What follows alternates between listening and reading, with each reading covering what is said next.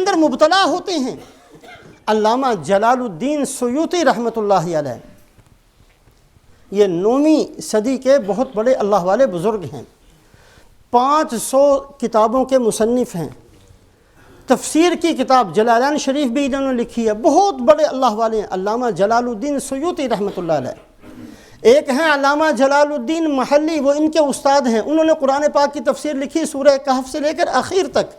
اور پھر جو 15 سپارے رہ گئے تو شروع کیا، پھر سورہ فاتحہ کی تفسیر لکھی، انتقال ہو گیا۔ یہ شاگرد ہیں علامہ جلال الدین سیوطی، انہوں نے استاد ہی کے طرز پر 15 سپاروں کی تفسیر لکھی، اس کا نام جلالین، دو جلال الدین۔ علامہ جلال الدین سیوطی رحمۃ اللہ علیہ، ایک آدمی ان کے پاس آیا اور آ کر کہنے لگا جی وہ آپ بڑے ہیں، بڑی شہرت ہے آپ کی، آپ بادشاہ تک میری سفارش کر دیں تاکہ مجھے فلاں عہدہ مل جائے۔ اگر تو سفارش کوئی بندہ کسی کی کرے کہ کسی کا حق ضائع ہو رہا ہو، اس سفارش پر اجر ملتا ہے۔ ایک غریب آدمی ہے، اپنا حق نہیں لے سکتا، کسی ظالم نے اس کا حق دبایا ہوا ہے، آپ اپنا اثر رسوخ استعمال کر کے اس کا حق اس کو دلواتے ہیں، یہ سفارش پر اجر ملے گا۔ ایک آدمی کسی کا قرضہ واپس نہیں کرتا، آپ اثر رسوخ استعمال کر کے اس کا قرضہ واپس لے کر دیتے ہو، اس سفارش پر اجر ملے گا۔ لیکن اثر رسوخ استعمال کر کے کوئی غلط کام کرنا، اس پر گناہ ہوتا ہے۔ علامہ جلال الدین سیوطی رحمۃ اللہ علیہ کے پاس بندہ آیا، جی میری سفارش کر دیں بادشاہ تک، بادشاہ بڑا آپ کا معتقد ہے۔ انہوں نے اس کی جان چھڑانے کی بڑی کوشش کی، وہ پیچھے ہی پڑا رہا، 1 دن 2 دن ہفتہ 10 دن 2 ہفتے گزر گئے، ہر روز آ کر پیچھے پڑ جاتا۔ تو علامہ جلال الدین رحمۃ اللہ علیہ نے اس سے کہا کہ بھائی اصل بات پتہ کیا ہے؟ اصل بات یہ ہے کہ اللہ کے نبی صلی اللہ علیہ وسلم کی میں 75 دفعہ زیارت کر چکا ہوں، میں نہیں چاہتا کہ کوئی ایسا گناہ کروں کہ یہ سخاوت مجھ سے بند ہو جائے، میں نہیں ایسا کوئی کام کروں گا۔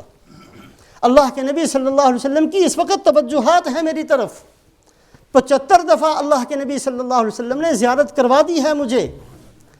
میں نہیں چاہتا کہ میں کوئی ایسی حرکت کر لوں، کوئی ایسا گناہ مجھ سے سرزد ہو جائے، کوئی ایسی بات میری زبان سے نکل جائے، کہیں میری نگاہ ایسی نہ چلی جائے کہ اللہ کے نبی صلی اللہ علیہ وسلم کی جو عنایات ہیں، جو توجہات اور سخاوتیں ہیں وہ رک نہ جائیں،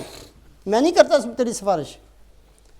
اللہ پاک ہم میں سے کبھی بھی کسی کو بھی مدینہ منورہ کی حاضری کی توفیق نصیب فرمائے تو یہ بات ضرور سامنے رکھا کریں،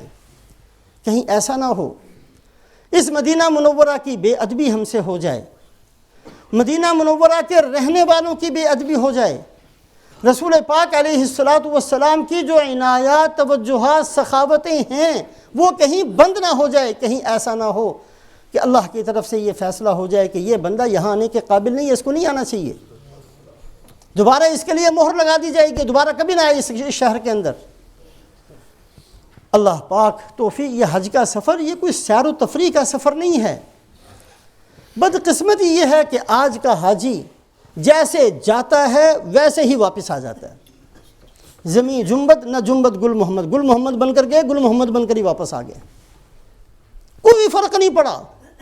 نماز ویسی کی ویسی رہی، ذکر ویسا کا ویسا رہا، سوچ ویسی کی ویسی رہی، نگاہیں ویسی کی ویسی رہی، کھانا ویسے کا ویسا رہا، پینا ویسے کا ویسا رہا، زندگی ویسی کی ویسی رہی، خوشی غمی کے اندر ہر طریقہ ویسے کا ویسا رہا، کسی چیز کو بدلنے کا ارادہ نہیں کیا، کسی گناہ کو چھوڑنے کی نیت نہیں کی، کسی اچھے عمل کو اختیار کرنے کا ارادہ نہیں کیا، جیسے گئے تھے ویسے کے ویسے ہی واپس آ گئے۔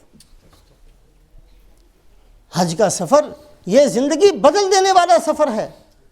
حج کا سفر ایسا ہے کہ بندہ، اللہ پاک تو اس کو کہہ دیتے ہیں کہ جس آدمی نے حج کیا، ایسا حج کیا جس کے اندر کوئی گناہ نہیں کیا، رجع کیوم ولدتہ امہ، وہ ایسے واپس آئے گا گویا کہ اس کی ماں نے آج ہی اس کو جنا ہے۔ اللہ تو اپنا وعدہ پورا فرماتے ہیں، لیکن ہم اس نیت کے ساتھ کہ نہیں ہم ویسا نہیں رہنا چاہتے جیسے ہماری ماں نے جنا ہے، ہم تو ان تمام برائیوں کے ساتھ رہتے ہیں۔ اللہ ہماری حفاظت فرمائے، جو برائیاں شیطان نے لمبی محنت کر کے ہمارے اندر پیدا کی ہیں،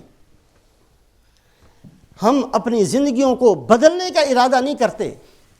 اور بدقسمتی سے عام طور پر اللہ ہماری سب کی حفاظت فرمائے، یہ صرف یاد دہانی کے لیے باتیں ہیں، عام طور پر حج کو بغیر سیکھے ہوئے جاتے ہیں اور ایسے ہی کرا کے واپس آ جاتے ہیں۔ حج سیکھنا بھی چاہیے، حج کے فرائض کیا ہیں، حج کے واجبات کیا ہیں، حج کرنا کیسے ہے، احرام کے مسائل کیا ہیں، احرام کی جنایات کیا ہیں، مکے کے اندر رہتے ہوئے کیا کرنا ہے، مینا عرفات کے اندر کیا کرنا ہے، مزدلفہ کے اندر کیا کرنا ہے،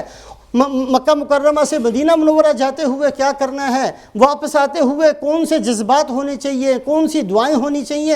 کوئی ضرورت نہیں سمجھتے۔ اپنی آنکھوں سے دیکھا ہوا واقعہ، عرفات کے میدان سے مزدلفہ سے ہوتے ہوئے بنا واپس پہنچے، خیمے کے اندر میاں بیوی اچھی عمر کے موجود تھے۔ ان سے کہا کہ چلیں اب کنکریاں مارنے کے لیے جانا، کہ جی کنکریاں تو ہم مار کر آگے ہیں۔ کیا کنکریاں مارنے کے بعد پھر طواف زیارت کے لیے کب جانا آپ نے؟ پوچھا ان سے کہ ہم تو کنکریاں مار کر سیدھا چلے جائیں گے طواف زیارت کے لیے، آپ نے کب جانا ہے؟ کہا جی وہ کیا ہوتا ہے، طواف زیارت کیا ہوتا ہے؟ ایک دم حیران ہو گئے کہ طواف زیارت کا نہیں پتہ۔ وہ جو مرد ہے وہ اپنی بیوی کی طرف اشارہ کر کے کہتا ہے تہاڈی آنٹی نے تو کہتے دسیا ہی نہیں،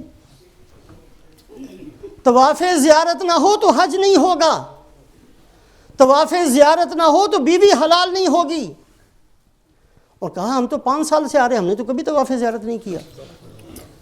ہر سال 5 سال سے یہ میاں بیوی جا رہے ہیں، صرف اس لیے کہ پیسے آ گئے ہیں چلو حج کرائیں، یہ کوئی حج تھوڑی ہے۔ 5 سال سے جا رہے ہیں بغیر طواف زیارت کے واپس آ رہے ہیں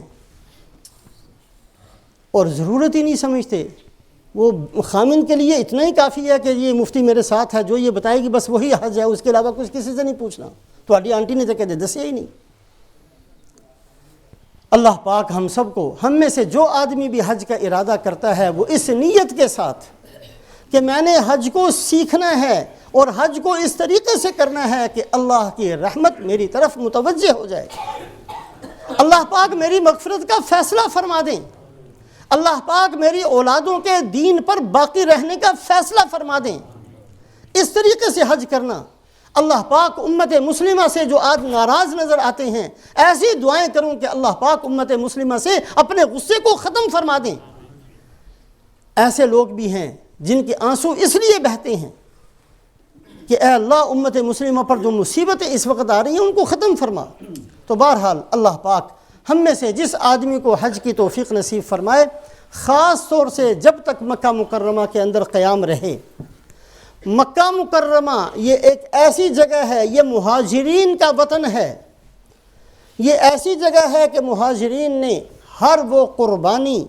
جس کا قیامت تک تصور کیا جا سکتا ہے، وہ ساری کی ساری قربانیاں مہاجرین نے دین کو زندہ کرنے کے لیے اختیار کی ہیں۔ بچوں کو قربان کیا ہے، بیویوں کو قربان کیا ہے، جانوں کو قربان کیا ہے، مالوں کو قربان کیا ہے، گھروں کو قربان کیا ہے، کھیتی باڑیوں کو قربان کیا ہے، ساری زندگی کی جمع شدہ پونجی کو قربان کیا ہے، اپنی عزتوں کو خاک میں ملایا ہے، اپنی سرداریوں کو چھوڑا ہے۔ ہر وہ قربانی جو قیامت تک جس کا تصور بھی ہو سکتا ہے، وہ مکہ مکرمہ کے رہنے والے وہ تمام کی تمام قربانیاں صرف اللہ کی رضا کے لیے اختیار کر چکے۔ جب تک اللہ پاک کسی بندے کو بھی مکہ مکرمہ کے اندر قیام کا موقع دے دیں، یہ دعا مانگنی کہ اے اللہ یہ وہی جگہ ہے جہاں قربانی والے صدیق اکبر تھے، حضرت عمر رضی اللہ تعالیٰ عنہ تھے، عشرہ مبشرہ تھے، وہ بندے تھے جو بھوکے پیاسے تھے۔ وہ شیب ابی طالب کا قصہ یہی تھا کہ 3 سال تک بائیکاٹ تھا، کوئی کھانے پینے کی چیز نہیں تھی، بچے بلا رہے تھے۔ اے اللہ یہ سب تیری رضا کے لیے تھا، اے اللہ دین کے لیے پسینہ بہانے کی تو ہمیں توفیق دے۔ ہمارا خون اس قابل نہیں ہے کہ ہم تیرے دین کے لیے بہا سکیں، ہم ٹھیک ہے بڑے کمزور ہیں، لیکن اے اللہ ہم اس صف کے اندر تو ہمیں کھڑا فرما دے کہ قیامت والے دن یہ ہو کہ دین کی محنت کرنے والے اور دین کے لیے سب کچھ لگانے والے جہاں تھے، یہ بندہ بھی اسی صف کے اندر پیچھے کھڑا تھا۔ مکہ مکرمہ کے قیام کے اندر ان دعاؤں کا خاص طور سے اہتمام کرنا